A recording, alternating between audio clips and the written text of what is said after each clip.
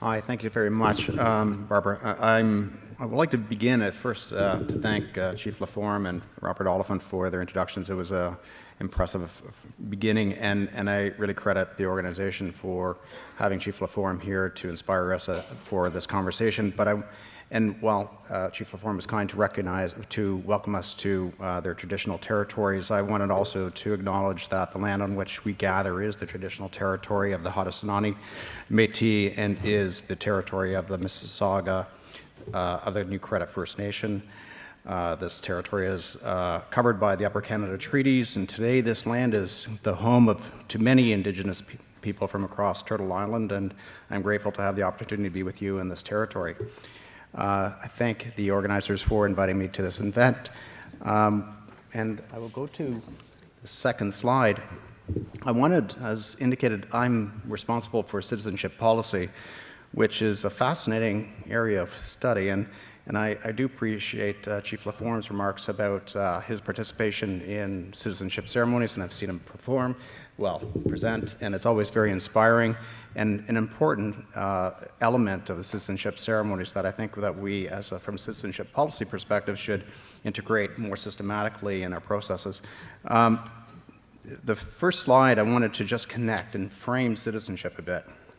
The foundational principles of citizenship in Canada have been with us since the first Canadian Citizenship Act in 1947. The laws governing citizenship are uniquely Canadian. They vary from country to country, and in Canada they're uniquely Canadian. Over the last decade, there's been active legislative agenda that's evolved access to Canadian citizenship through naturalization, proving citizenship to those that are born and have a right to it, and taking citizenship away.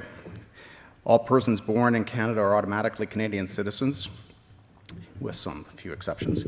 And those born or adopted abroad to a Canadian parent in the first generation are Canadian by descent.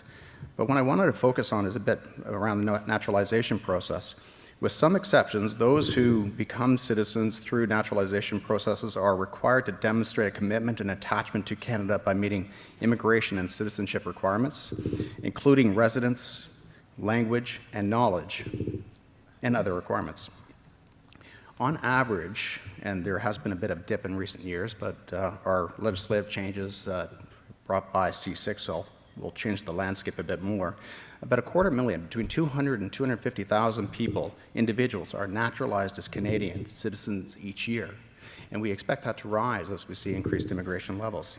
That's a significant population. Take-up rates for Canadian citizenship is something of which we're very proud. They're amongst the highest in countries across the world. Most recent census showed that about 85.8% of those that are eligible for Canadian citizenship have taken it up from going from permanent residency to citizenship. That number is the ultimate measure of our success. So in Canada, we measure the success of the program I'm responsible for by how many people actually become citizens. That's not a universal norm. Citizenship is about taking that final step to becoming Canadian. It reflects the final full measure of commitment to and integration into Canadian society. The next slide, I want to get into some of the work that we're doing. Specifically, in 2015, the Truth and Reconciliation Commission issued 94 recommendations, and I'm responsible for 93 and 94. And just because they're last doesn't mean they're not important, or less important. In fact, I think they did in reverse order, in my opinion. Two of these relate directly to naturalizations of new Canadians, and that the Truth and Reconciliation included newcomers to Canada as a category for action is inspiring. The Government of Canada has committed to respond meaningfully, and the Prime Minister mandated Minister Hassan, Minister of Immigration, Refugee and Citizenship Canada, to implement the Truth and Reconciliation calls to action, the two for which he is responsible. The first one is on the screen. I'm taking them a bit again in reverse order. Specifically, the Truth and Reconciliation Commission asked that the text in red be included in the oath. So we've highlighted, it says, including treaties with Indigenous peoples. Now, I was interested to hear Chief Laforme reference recognition of our commitment to the land as well. This will be a conversation. What is sufficient? But what I can tell you, based on our engagement so far, is that language that is proposed, as important as it is from the Truth and Reconciliation Commission, probably isn't sufficient. Certainly, it doesn't recognize that Inuit and Métis people, who are non-treaty Indigenous people, nor are all First Nations people treaty people. So the language, while it's inspiring, is probably not sufficient. So we know we need a larger conversation around that. We are engaged with Indigenous organizations to provide more inclusive language. Government will need to propose legislation to Parliament. The oath of citizenship is written into the Citizenship Act. So Robert Oliphant, the Member of Parliament and the chair of the Citizenship and Immigration Committee, will be actively engaged in that conversation. And so the government is expected to propose a language. We are working with Indigenous people, Indigenous organizations to do just that. I'm going to spend more time on the next slide and the conversations around the Truth and Reconciliation Call to Action number 93. I'm sorry about the sniffles. Thoughtfully, in the Call to Action number 93, the Truth and Reconciliation Commission called for the government to provide more inclusive history of the diverse Indigenous peoples of Canada. This is a job that I and my team have taken very seriously and very closely. As I mentioned earlier, prospective Canadians are required by law to demonstrate knowledge of Canada. The required knowledge are defined in regulations. A prospective citizen has to answer 15 questions out of 20 correctly, which sounds quite simple, but it's not.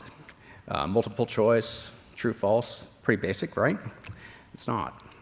3 attempts, you've got 2 in writing and 1 in oral to attempt to bring to being done to get that right. Everything on the test is in the study guide to Canadian citizenship, and everything in the study guide is on the test. Understandably, the content of the guide is closely scrutinized. In a kind of flippant way, but not so much so, is what do you need to know to be Canadian is in the guide to the study guide to Canadian citizenship. While the current guide includes information on Indigenous people and acknowledges the harm inflicted by the government in its residential schools policies, there is broad recognition that the current guide falls well short of telling an inclusive story. It perpetuates the legacy of defining Indigenous people through the settler and colonizer lens. We're committed to change that. So the next slide, while the Truth and Reconciliation recommendations are critical drivers for changing how we approach giving access to the knowledge required to be demonstrated for becoming Canadian, there are other drivers. In addition to the Truth and Reconciliation calls to action, we're responding to other calls for improvement to the guide. We can do better to reflect the diversity of Canada and the evolution of civic rights and freedoms. We could be more honest about our past, that our respect for the fundamental rights and freedoms has evolved and shaped who we are today. We have heard loud and clear that we could do far better to enhance the accessibility to the knowledge that prospective Canadians need to demonstrate. Better use of plain language, recognize that people will access the information primarily through digital platforms, so design it for that purpose. Right now it's a paper document. You can get it in a PDF, and provide more support through tailored learning tools, which we have not yet done, or not done previously, but we will. Some concepts are difficult to grasp, and so we recognize the need to develop support tools to access that understanding. Taken together, we are fundamentally changing the study guide to Canadian citizenship and how we support prospective Canadians to prepare for citizenship. The next slide talks a bit about how we're creating the narrative around the new study guide to Canadian citizenship. And we're taking a more thematic approach. So we're moving from requiring people to memorize lists of people, places, and things. Instead, we will be telling stories of Canada using the thematic approach with the use of stories to illustrate key concepts. It will show the arc of development of human rights in Canada, build a constructive narrative that grounds the factual knowledge that prospective Canadians need to demonstrate, and enables telling of a more inclusive history of the diverse Indigenous peoples as well. The next slide, I was going to talk a little bit about the expectations around our engagement. the expectations around the guide are large, are huge, in fact. And so to reflect properly in the guide, we've had to marry that with a very broad engagement approach. So to date, the minister mandated us to engage broadly and meaningfully in a fundamental renewal of the study guide. Extensive engagement with over 100 people as individuals representing some 70 organizations, including Indigenous organizations, academics, historians, communities of interest, service provider organizations, immigrant communities, language experts, and other government experts, like the Museum of History is a great resource for us. Input received included everything from specific wording to the testable knowledge that prospective Canadians should demonstrate. The next slide, so in that diverse engagement, I wanted to focus a little bit in terms of our engagement with First Nations, Métis, and Inuit stakeholders. Personally, it's been a remarkable learning experience for me that has challenged everything I thought I knew about engagement. I've spent a long time in government, but this was a particularly interesting and new challenge. I've been inspired by the commitment of Indigenous people to welcoming new Canadians, and actually the chief was seeing him in action has been truly inspiring in citizenship ceremonies. So there's a strong desire on the part of communities to have a better understanding of Indigenous history, Indigenous stories. That too has been inspiring. So new immigrants to Canada, prospective Canadians, want to know more about Indigenous peoples, and we want to tell that story. So some thoughts based on what we've learned so far. Leadership is important. That's an old saying, but it's true. It's true here.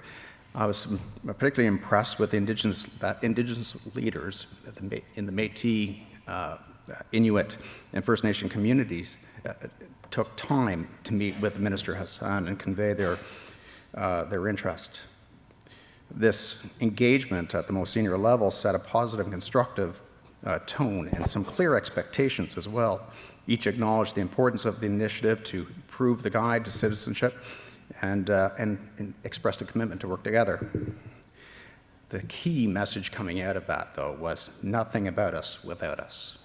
This idea that we cannot write this from a colonizer perspective. It's not a government document. It has to be written. We have to share the pen with those that are close to the subject matter, who know it best. And so we've made every effort to do just that. And while the task of doing this is important, the relationships we build are more important.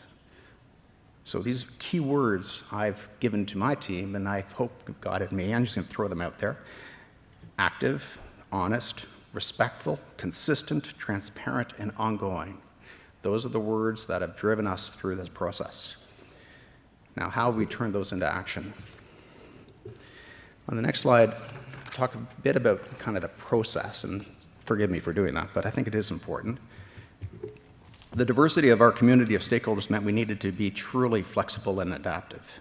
While everyone we've engaged views this work as important, and I swear that's true, Indigenous and non-governmental organizations face some pretty hard realities. I think you would know this. Limited resources, limited time, and competing priorities.